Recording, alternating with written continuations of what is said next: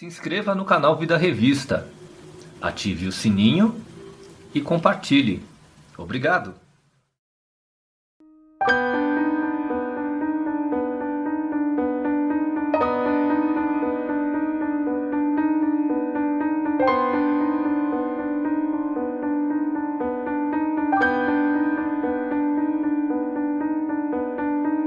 Nós estamos aqui hoje no lançamento do livro Exu, Meu Compadre, uma abordagem analítica do José Jorge de Moraes Zacarias.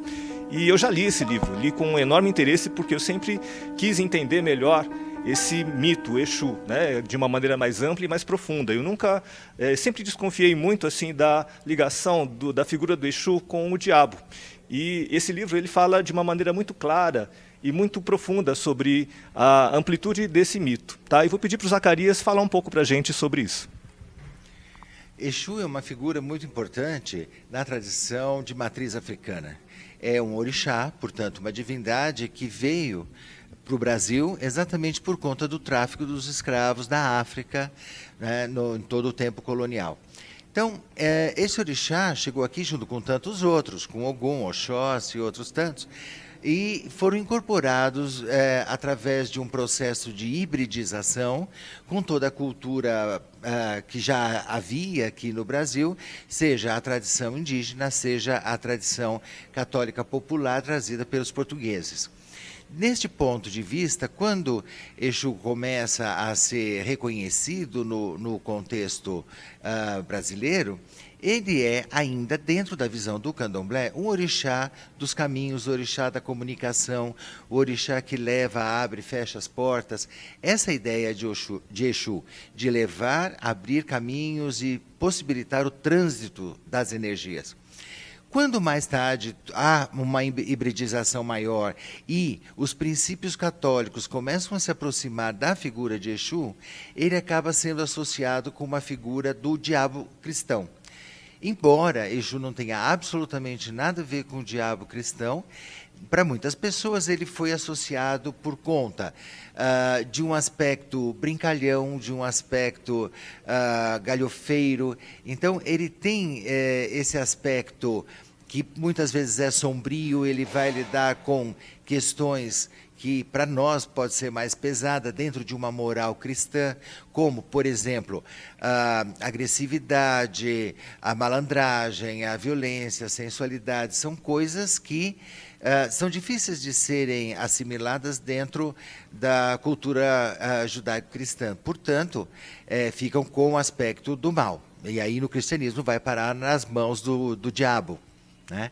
Como Exu também trabalha com estas questões, porque ele traz tanto o luminoso quanto o sombrio dentro da personalidade de cada um, ele acabou sendo associado com esta figura do diabo cristão, que na verdade não tem nada a ver, é bem diferente, né?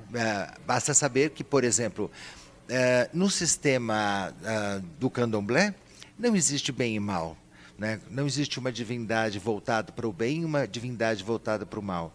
Qualquer uma dos orixás pode lhe fazer algo bom ou ruim, dependendo da sua relação com ele, né?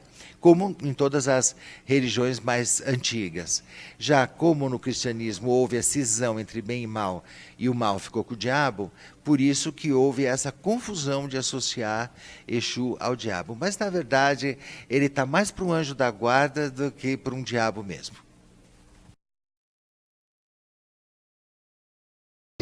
Há muita coisa escrita sobre Hermes. Tem muito texto. Sobre a cultura greco-romana, tem um monte de obra escrita, tem um monte de autores. E ainda olhando do ponto de vista da psicologia, tem um monte de trabalhos nesse sentido dentro do conjunto de obras junguianas. Mas Exu tem pouco, tem quase nada, né? Da cultura indígena também tem quase nada, da nossa cultura indígena. Então, a importância de trazer exatamente aquilo que é inovador, aquilo que não se fala muito e aquilo que é vivência na nossa cultura, né? Dificilmente a gente vai encontrar Loki por aí em algum lugar, né? É muito raro você encontrar Hermes numa encruzilhada. Eu nunca encontrei, né? Não sei se vocês já tiveram o privilégio de encontrar Hermes por aí. Eu nunca vi. Agora, Exu a gente encontra, né? Você passa uma encruzilhada, tem um despacho, tem uma coisa, tem uma oferenda, né? Passa numa casa de artigos religiosos, está lá um Exu. Hermes não, né? Loki também não. Então, é importante a gente trazer para reflexão a nossa mitologia, os nossos símbolos, os nossos conteúdos, né? Para compreender cada vez melhor a alma brasileira, a profundidade da alma brasileira, esse hibridismo cultural que é a nossa alma, né? Essa mistura indígena, europeia, africana, né? Que são os 3 pilares básicos, depois vieram outros povos compor, mas esta base da alma brasileira é muito importante. Por isso, então eu vou falar de Exu, né? E que alguém venha depois de mim e fale do Curupira, né? Para a gente dar sequência a esse resgate das nossas tradições, né? Um outro ponto que eu quero colocar para vocês de começo é a questão do olhar dentro de psicologia e religião. Quando a gente está falando de uma religião, a partir do ponto de vista da psicologia, a gente está olhando para a religião a partir do ponto de vista da ciência, né? Então, todo o conteúdo, basicamente, todas as ideias e representações da religião, elas estão atreladas ao fenômeno religioso vivido pelo indivíduo. Portanto, é como o indivíduo vive a religiosidade, tá? Não necessariamente os deuses em si. A ciência não tem como comprovar a existência dos deuses, nem negar. Então, a boa ciência não comprova nem nega a existência dos deuses. A boa ciência vai ver os efeitos que as religiões promovem nas pessoas, dentro da experiência individual de cada um, dentro dos grupos, né? Então, na psique, os grupos sociais, tá? Mas não nega a existência da transcendência, tá? Então, eu quero deixar isso bem claro também, que a gente vai comentar do ponto de vista de Exu muitas vezes a partir de um olhar da psicologia analítica, mas isso não quer dizer que Exu seja somente um fenômeno psíquico. Ele pode ser muito mais que isso, provavelmente é, mas o olhar da ciência tem a limitação de olhar o observável, portanto é o limite da ciência, tá? O conteúdo é muito mais amplo, todo o mito, toda a figura arquetípica é muito ampla, né? Que vai além da ciência, vai para a cultura, para a religião, para a arte, para um monte de coisa, se expressa de uma maneira muito ampla. E aqui, do ponto de vista da psicologia analítica, é um olhar, um recorte que se faz da experiência, tá? Mas falando de Exu, então, propriamente dito, né? E entrando já na mitologia, então vamos pedir licença, Laruie, pedir licença para Exu para poder falar dele, né? A gente vai conversar sobre alguém, a gente pede licença para aquela pessoa antes de falar dela, certo? Essa é a tradição.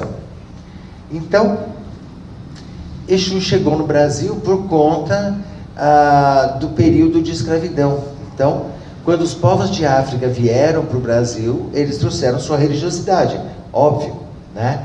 Porque a prática religiosa, os mitos, o sentimento religioso está impregnado do coração daquelas pessoas que aqui chegaram e, obviamente, trouxeram tudo isso, né? Foi uma forma muito estranha de chegar aqui, porque quando chegavam aquelas pessoas, elas eram obrigadas a ser batizadas como cristãs católicas e já adquiriam um nome católico, que não fazia absolutamente sentido nenhum para quem estava chegando. Mas até aí tudo bem. Então estamos aqui nessa, vamos tentar fazer um bem bolado entre a religião, né, que vem no coração e aquela que encontraram aqui, né, com os portugueses. É certo que o catolicismo que foi apresentado para aquelas populações africanas que chegaram não foi um catolicismo teológico. Não tinha nenhum teólogo falando para eles o que é cristianismo, o que é catolicismo. Na verdade, eles entraram em contato com o catolicismo popular. E o catolicismo popular, na sua prática, que é a prática do povo, como o povo vive toda a simbologia cristã católica é politeísta, por mais que a teologia diga que não é. Então a teologia cristã diz que o cristianismo é monoteísta, né? 3 deuses num só. Mas a prática do povo é poli. As pessoas acreditam em Deus, mas rezam para Santo Antônio, São Benedito, São Judas, Nossa Senhora disso, Nossa Senhora daquilo, né? Isso é muito comum. E inclusive, cada um desses santos é um semideus à parte. Não é uma divindade, ou uma subdivindade, ou na verdade um iluminado, ou um avatar. Não, é uma subdivindade, né? E são separadas. Por exemplo, eu já ouvi pessoas dizendo assim: quando eu preciso de uma graça, eu rezo para Nossa Aparecida, porque Nossa Aparecida, ela sempre me ajuda. Nossa Senhora de Fátima não faz nada para mim, não. Nunca fez. Teologicamente, Nossa Senhora Aparecida, Nossa Senhora de Fátima, Imaculada, é tudo Maria. Mas a vivência do povo distingue essas figuras como figuras separadas, subdivindades, né? Sem falar que os santos têm suas áreas de atuação, né? Se alguém quer casar, vamos rezar para Santo Antônio, né? Se a situação está difícil, vamos rezar para São Judas. E por aí vai, né? Se você perdeu algo, reze para São Longuinho, que, né, e dê 3 pulinhos, que aí você vai achar aquilo que você precisa. Então, o catolicismo que os povos africanos encontraram aqui era o popular, portanto politeísta. A religião africana é politeísta também. E por conta desse politeísmo, foi fácil surgir o hibridismo, né? Alguns sociólogos dizem que esse hibridismo de misturar o santo católico com o orixá africano foi para fugir da pressão da perseguição dos senhores, dos brancos e tudo isso. No entanto, se fosse algo tão racional e pensado desse jeito, por que eu associaria um santo católico a um orixá cujo conteúdo simbólico é o mesmo? Não precisaria. Eu poderia associar qualquer um e pronto, responder o problema, né? Mas por que Inhansã não foi associada com Santa Isildinha, ou com Santa Luzia, né? Ou, sei lá, com Nossa Senhora Auxiliadora, ou com qualquer coisa? Ela foi associada com Santa Bárbara. Por quê? Nas duas figuras, né, no conteúdo simbólico, tanto de Inhansã quanto de Santa Bárbara, está a questão das tempestades, dos raios e trovões. Então, Santa Bárbara era protetora das tempestades, né? Protegia as pessoas contra o raio. Santa Bárbara também, Inhansã também. Então, a gente tem aí uma aproximação, um hibridismo, né? Chamado também de sincretismo, mas por um conteúdo simbólico, não só por uma estratégia social. Tem um conteúdo simbólico que aproxima essas duas coisas, né? E Exu, um dos orixás que chegaram também neste contexto, né? E ele começou a ser cultuado junto com os outros, né? E sua presença é muito forte até hoje, né? Tanto no Candomblé como na Umbanda, nas religiões de matriz africana, né? E o que significa Exu? Exu significa esfera. A tradução da palavra Exu é esfera. Esfera no sentido da completude, né? Se a gente pensar como o círculo pode representar a totalidade, o círculo é bidimensional. Se a gente pensar em termos tridimensionais, nós temos uma esfera. A esfera é a totalidade. Então, Exu vai se aproximar muito da ideia de união de opostos, fazendo um contraponto com Oxalá Oloru, da totalidade. Eles representam a serpente, né, que morde o próprio rabo, o Ouroboros, né? Se a gente pensar, por exemplo, no Xirê de Orixá, que é a sequência de cantos numa roda de candomblé, sempre começa com Exu e termina com Oxalá. Então é cabeça e rabo da serpente, né, onde os dois se unem para fazer essa totalidade. Então, Exu é ao mesmo tempo lúdico, ele é brincalhão, engraçado, safado, né? E severo, sério, bravo. Ele pode ser uma coisa ou outra. Ele faz catástrofes, ele promove desastres ou auxilia quem precisa. Depende, né? Então, Exu está bem além do bem e do mal. Ele não é bom, ele não é mal. Na verdade, Exu transcende o bem e o mal. Ele representa o dinamismo destas forças, de ambas as forças, né? Ele está além destes limites e ele vai te conduzir a uma catástrofe ou te dar uma bênção, depende do tratamento. Sempre vai depender de como você vai lidar com essa energia, né? Por exemplo, a explosão de um vulcão. Um vulcão entrou em erupção, jogou um monte de lava e tudo. É destruidor nesse momento. No entanto, toda essa terra nova que chega é fértil, está cheia de minerais, renova a superfície, né? Então, as duas coisas estão presentes aí, né? E então, a partir do momento que a gente pensa em Exu como bem e mal, a esfera, essa dinâmica, ele vai trabalhar constantemente numa coisa que os junguianos conhecem bem, que é chamado de enantiodromia. Ou seja, cabe a Exu manter o equilíbrio cósmico. Ele mantém o equilíbrio de todas as coisas. Aquilo que está em excesso ele diminui, aquilo que está um pouco ele aumenta, para manter sempre o equilíbrio nessas coisas, né? Ele tem a sabedoria dos velhos, mas ao mesmo tempo é arteiro e brincalhão como um trickster, né? Ele está um pouco presente no Gandalf, ele está um pouco presente no Coringa. Ele transita por esses aspectos, né? Ele, na verdade, é aquele que faz com que a vontade de Olodumaré, que é o destino, né? Olodumaré quer dizer o céu sabe todas as coisas, então que a vontade de Olodumaré se cumpra. Ele exerce a lei de Olodumaré no mundo, no cosmos, né? É dito que Exu, ele vai ao mercado, ele vai comprar azeite de dendê, ele leva o azeite numa peneira e nenhuma gota se perde. É dito também que ele mata um pássaro ontem com uma pedra que ele atirou hoje.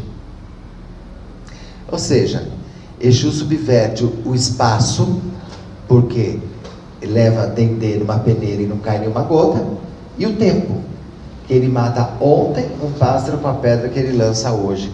Então ele subverte tempo e espaço, né?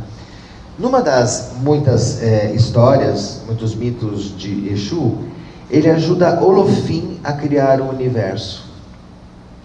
Ou seja, Olofim estava reunido num conselho e precisava fazer a criação do universo, não sabia como, estava indeciso, até que Exu diz: olha, você precisa sacrificar 101 pombos, né? E o pombo é o animal específico dos orixás Funfun, ou seja, os orixás brancos, né? Olofim, Oxalá, Oduduá, então todos têm o pombo como seu animal sagrado. E Exu diz: então você tem que se sacrificar e se partir em 101 partes, né? Então eu tenho que sacrificar 101 pombos, estou me partindo a mim mesmo. Mas olha que interessante, o número 101, eu tenho 1 à esquerda, o 0 no meio e 1 à direita. Ou seja, para criar o mundo em todas as suas dimensões, espiritual e material, em todo o seu tempo e espaço, Olorum se deu a si mesmo como oferenda para criar o universo, né? Então a gente pode aqui num live de criatividade, né, dizer que muita gente acha que Deus está no céu, acho que não é, segundo essa narrativa, que Deus está dentro do coração da gente, parece que também não é isso, não. Eu acho que nós é que estamos dentro dele. Tudo isso aqui em volta é Olofim. né? O Criador cósmico que se divide. Essa é uma história muito bonita. Exu também é o Senhor do caminho das comunicações, né? Ele que facilita o caminho das coisas, a ida, a volta, a circulação das ideias. Psicologicamente, ele que preside a energia psíquica, a circulação da energia psíquica, o que vai para lá, para cá, ele é o Senhor da libido, em termos de energia, né? E esse trabalho de Exu, de coordenar os caminhos, é muito importante. Vamos imaginar um semáforo. Geralmente Exu é lembrado nas encruzilhadas, né? Então vamos pensar num cruzamento com um semáforo, né? Tem um semáforo aqui na frente que está apagado, né? Olha o transtorno que é a falta de Exu, para pôr ordem no fluxo de energias. Aquilo que libera, agora segura para um lado, depois libera o outro, não é? Ele tem que alternar o fluxo da energia. Ou ele pode deixar tudo verde e dar maior bagunça, ou tudo vermelho e travar tudo, né? A gente vê de certa forma na clínica psicológica isso, né? Quando Exu travou o semáforo, ficou tudo vermelho e vem uma baita depressão. A hora que o fluxo de energia não anda, não vai de jeito nenhum. Ou quando está tudo verde, aí vira o caos dentro da pessoa, uma série de conflitos terríveis. Um outro aspecto de Exu é a respeito de uma lenda onde ele teve uma grande fome. Ele teve uma fome muito grande, a mãe dele deu para ele as comidas da casa, ele não ficou satisfeito, começou a comer as plantas, comer os animais, né? Aí ele foi comendo os objetos da casa, comeu a casa, comeu a mãe dele e saiu comendo o mundo. Ele foi comendo tudo, comendo tudo, né? O pai correu atrás dele, né? E começou uma batalha para ele parar com isso. Aí depois de um bom tempo ele vence a batalha e obriga a Exu então a vomitar tudo que ele havia comido e o universo volta a ser reconstituído. Alguma semelhança a um buraco negro? Muito interessante, né? Que é aquilo que sai e devora tudo, né? Então a gente tem Exu na criação cósmica e na finalização cósmica também, não é? Tem uma historinha muito interessante que tinham dois amigos que eram muito amigos, eles concordavam em tudo, e um belo dia Exu achou de brincar com eles. Aí ele pôs um gorro na cabeça, metade preto, metade vermelho, e passou bem no meio dos dois. Os dois estavam conversando, ele se enfiou no meio e passou, né? Aí um virou para o outro e disse assim: nossa, você viu que homem sem educação esse que passou aqui? Esse com esse gorro vermelho, né? O outro falou: realmente, sem educação, mas o gorro era preto.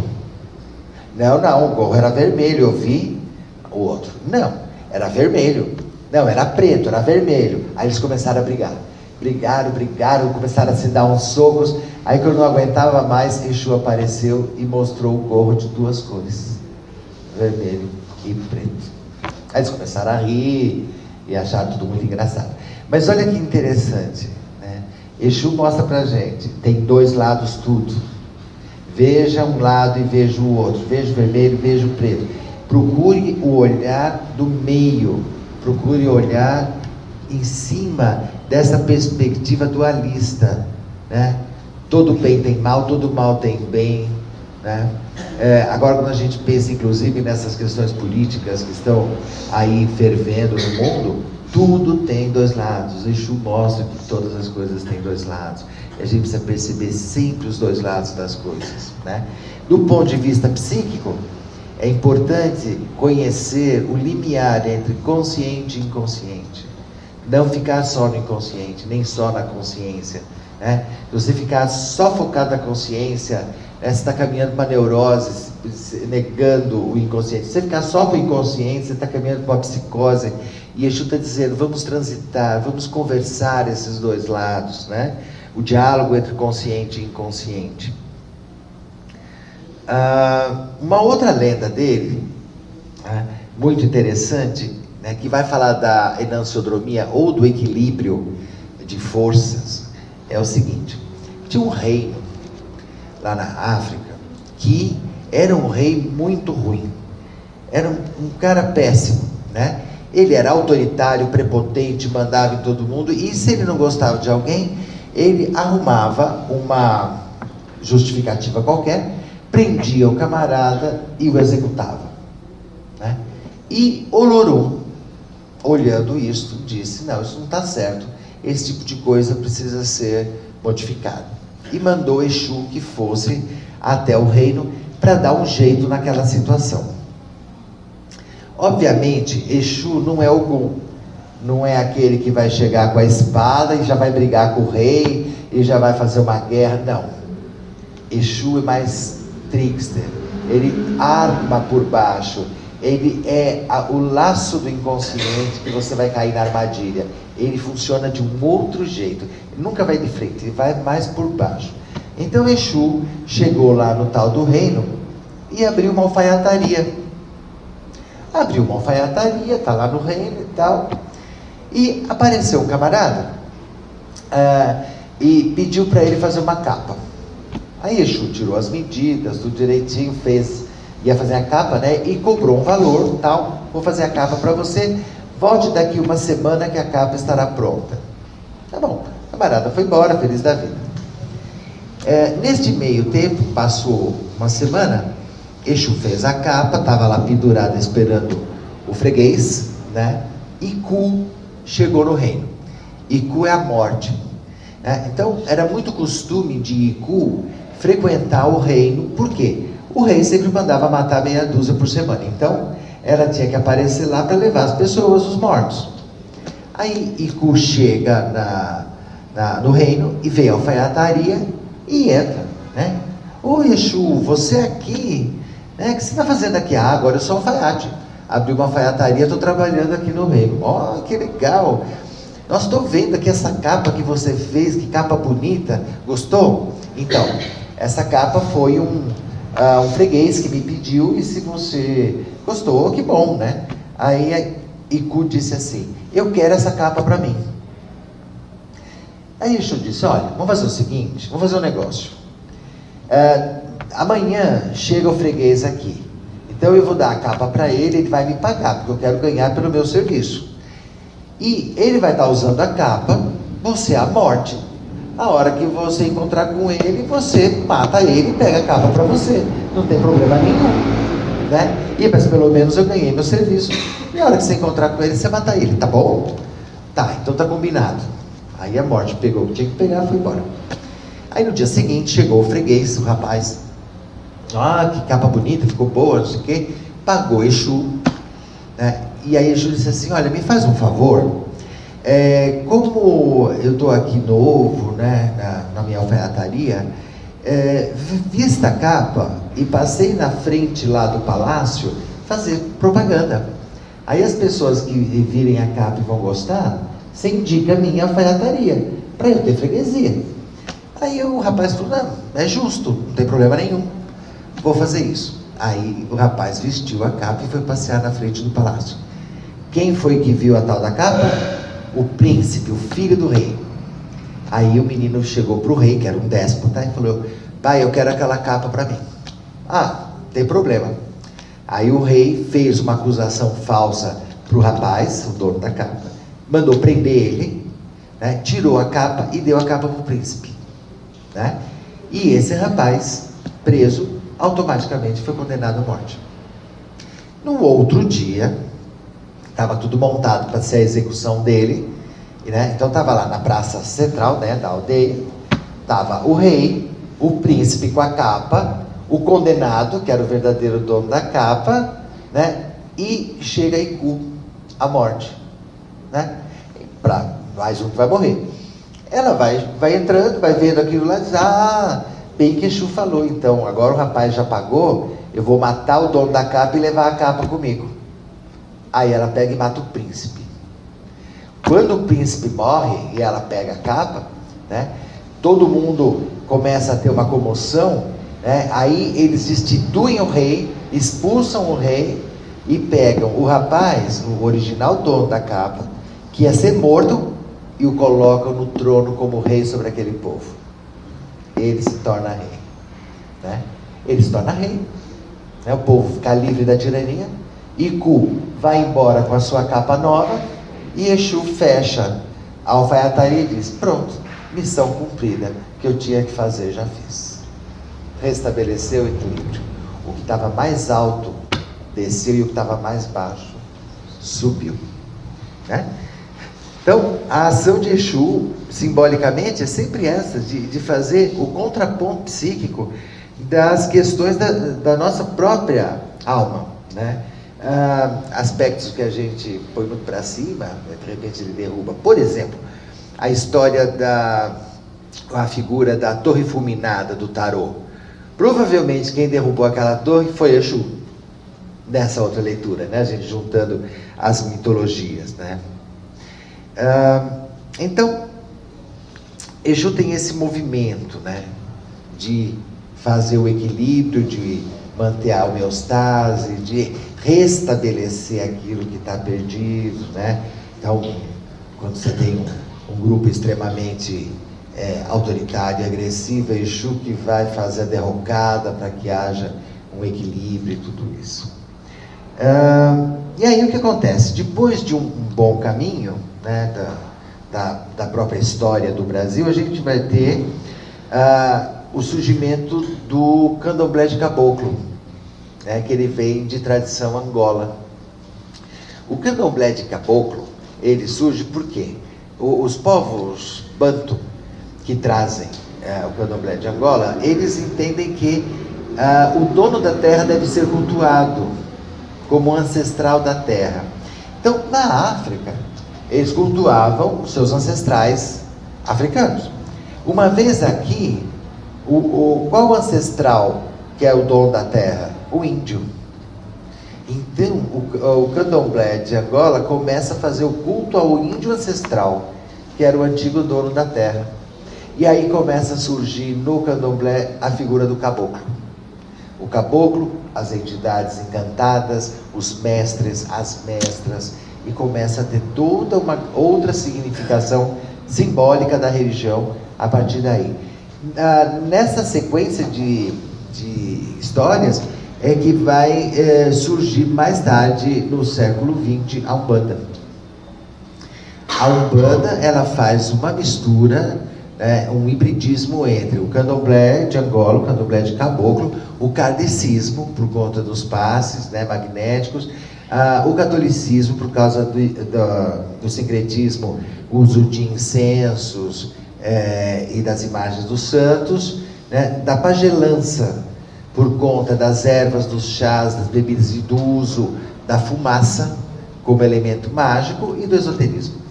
Então, juntando tudo isso, automaticamente os orixás vão ser identificados com santos católicos. Qual seria a identificação para Exu, né? Há umas possibilidades de você identificar Exu com São Pedro. Afinal de contas, se Exu guarda a porteira, São Pedro também guarda a porta do céu. Então, tem uma possibilidade aí.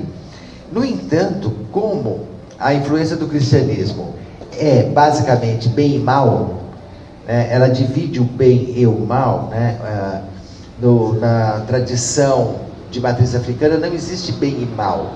Qualquer orixá pode fazer um bem ou um mal, depende de como você vai se relacionar com ele. Já no cristianismo não, de Exu, dos aspectos que ele transita, que são a agressividade, que pode degenerar na violência, a malandragem, a sensualidade, a sexualidade, que são aspectos dentro da visão tradicional cristã como pecaminosas. Tudo isso vai ficar com o diabo, e se vai ficar com o diabo, vai ficar com o Exu. Aí a ideia de Exu acabou sendo aproximada ao diabo, e que não tem nada a ver, de jeito nenhum tem a ver Exu com o diabo, mas do senso comum, porque a história desses aspectos mais pecaminosos ficaram com o diabo, então ficaram com o Exu, e Exu é o diabo, e aí ficou esse rolo, né, que exatamente não é bem isso, né, que se entende. E aí a Umbanda vai começar a trabalhar essa questão, né, dos Exus, mas de uma forma muito interessante, dividido em dois padrões, ou dois tipos de Exu. Né? O Exu de lei, que seria aquele Exu que trabalha na lei da caridade, na lei de Oxalá, trabalha para o bem, trabalha para o desenvolvimento, e o Exu pagão, ou Exu sem lei, que é aquele que vai fazer maldades, que vai fazer coisas ruins. Não é diferente da visão kardecista, espíritos benéficos e espíritos que atormentam. Né? Na verdade, não tem um diabo em si, né? Na verdade, são espíritos malvados e espíritos bondosos, como no kardecismo, certo? Na Umbanda, os Exus acabam ficando com um trabalho mais pesado e perigoso. Né? Eles são identificados como guardiões. Né? Então, por exemplo, na nossa sociedade a gente tem isso, né? Se a gente tem pessoas que são policiais, ou seja, servem à lei, mas devem trabalhar no meio da bandidagem, eles têm que ter um livre trânsito nessa bandidagem. Eles precisam, de certa forma, até parecer como membros da bandidagem para poder circular, mas eles não fazem o crime, eles estão lá para evitar o crime. Essa é a ideia do Exu Guardião. Embora tenham essa aparência, né, do mal, mas não é para fazer o mal.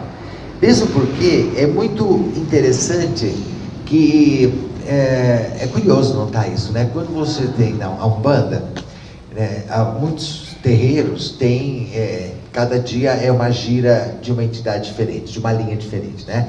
Então você tem o dia de gira de caboclo, gira de preto velho, gira de cigano, aí vai, né? Mas quando tem gira de Exu, todo mundo vai, né? O terreiro fica lotado com gira de Exu, né? Por quê? Tem certas coisas que não dá para pedir para o caboclo, né? Por exemplo, falar com o caboclo de que você quer derrubar o seu chefe para pegar o lugar dele. O caboclo vai te dar uma lambada que você sai de lá torto, né? O preto velho também não vai gostar. Mas aí você fala com Exu as tuas maldades. Curiosamente, a figura de Exu nos terreiros é o espelho da nossa própria sombra. Porque o Exu não vai fazer maldade, você está pedindo maldade para ele. Quem é o mal? Onde está o mal? Em você. Você que pede, né? Não é ele que se propõe, é você que está pedindo, né, a maldade. Então, o Exu, embora seja a possibilidade de você falar mais abertamente dos aspectos negativos seus, também ele serve um espelho, porque ele te devolve, ele te joga na cara. Você então quer matar o outro por causa disso? Você é um safado, hein? Ele te devolve, né, a sua própria sombra, né? Tem uma historinha muito interessante com o Exu de Umbanda, que uma mulher chegou para um Exu e falou muito mal da amiga, uma amiga de trabalho, que queria acabar com essa amiga de trabalho, porque essa amiga era um horror, uma coisa assim. E queria que ele fizesse um trabalho para acabar com ela. Aí Exu disse assim: tá bom, então volta aqui na outra gira que eu vou preparar um pó que você vai usar para ela. Tá. Aí a moça voltou, aí Exu tinha um pote com pó branco e disse para ela assim: olha, você tem que pôr sempre uma pitada desse pó na comida dela. Tudo que ela for comer, você põe uma pitadinha desse pó. Agora, para você fazer isso, você tem que se aproximar dela, muito. Então você fica perto, você tem que conversar, você tem que ouvir o que ela tem para te dizer. Você tem que estar muito próxima. Primeiro, para poder pôr o pó. E segundo, para ninguém perceber que é você que está acabando com a vida dela. Porque se você é amiga, ninguém vai perceber que é você que está acabando com a vida dela. Então você tem que se aproximar. Ela gostou da ideia, pegou o pote, né, e foi e tal. E passou um tempo, ela voltou, o pote estava só um restinho no final. Falar com o mesmo Exu e disse assim: olha, eu já pus quase tudo, só que agora eu quero desfazer o feitiço. Aí o Exu falou: mas por que você quer desfazer o feitiço? Você não estava com tanto ódio, não queria matar a tua amiga? Pois é, mas aí eu tive que ficar junto com ela, eu tive que ouvir o que ela tem para dizer, e eu descobri que a vida dela é tão sofrida, que ela passa cada agrura na vida, que é tão difícil. Eu acompanhei as dores dela, e eu passei a gostar dela, e eu tenho pena dela, e eu quero ajudar. Só que agora eu já pus tudo isso aqui, esse pó para matar ela, e eu não quero mais isso.